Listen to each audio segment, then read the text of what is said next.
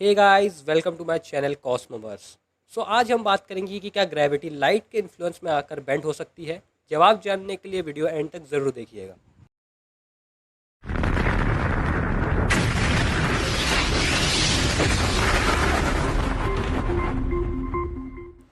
हमें बचपन से यही सिखाया जाता है कि light travels in a straight line, और हमारी आंखें वैसे भी लाइट को बेंड होते हुए देख भी नहीं सकती। इसका रीज़न ये है कि हमारा ब्रेन इंफॉर्मेशन को इस तरह परसीव करता है कि उसे लाइट स्ट्रेट पाथ में ही जाते हुए दिखेगी। चलिए मैं आपको एक एग्जाम्पल के थ्रू समझाता हूँ। मान लीजिए आप आसमान में किसी दूर तारे को नोटिस करते हैं। आपको लगेगा कि वो तारा वही है, पर आपको जान के ये अजीब लगेगा कि जिस पोजीशन पे आप उस तारे को नोटिस कर रहे हैं वो उसकी अपरेंट पोजीशन है। उसकी रियल पोजीशन हमारी आंखें परसीव नहीं कर सकती।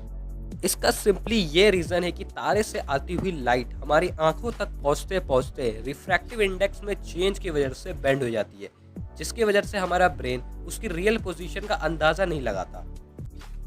जैसे कि हमने देखा कि लाइट रिफ्रैक्टिव इंडेक्स की चेंज की वजह से बेंड हो रही थी, ऐसे ही स्पेस में लाइट ग्रेविटी के इन्फ्लुएंस में आते ही बेंड होती है। ग्रेविटी किस तरह लाइट को बेंड करती है, इसे समझने के लिए हमें आइंस्टाइन की जनरल थ्योरी ऑफ रिलेटिविटी को समझना होगा।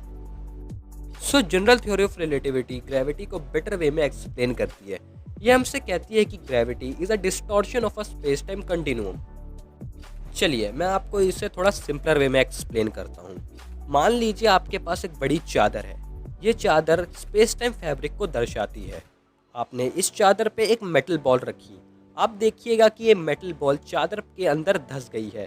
इसी को हम डिस्टॉर्शन और a warping of a space time कहते हैं। और अगर आप इस चादर पे छोटी बॉल्स रखिएगा तो आप ये नोटिस करेंगे कि वो छोटी बॉल्स बड़ी मेटल बॉल्स की तरफ अट्रैक्ट हो रही हैं।